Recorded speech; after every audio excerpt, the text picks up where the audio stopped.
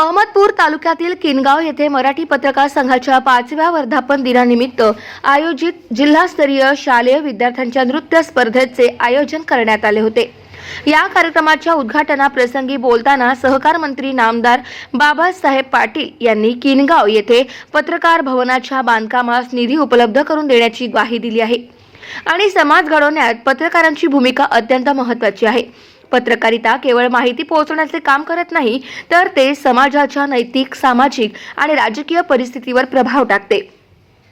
पत्रकार समाजाची आराखडा दाखवणारे आणि त्याला दिशा देणारे असतात। समाजातील प्रत्येक घटकाला न्याय देण्याचे काम पत्रकारांनी करावे असे सांगितले।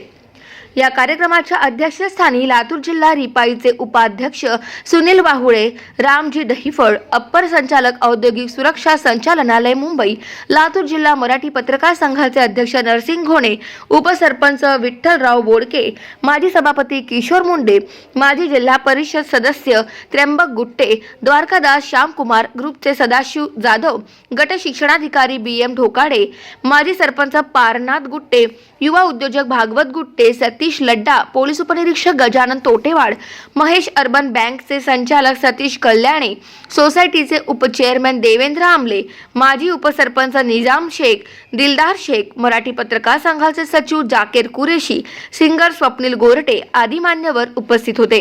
या कार्यक्रमाचे प्रास्ताविक मराठी पत्रकार संघाचे सहसचिव असलम शेख यांनी केले, तर आभार अध्यक्ष शेटीबा श्रंगारे, अनवर बागवान, सूत्रसंचालन ऋषी महाजन, बसवराज हुडगे यांनी केले।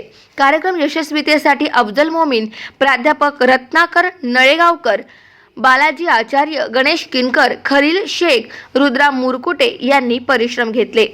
गाव माझा न्यूज करिता रुद्रा मुरकुटे, अहमदपूर, लातूर।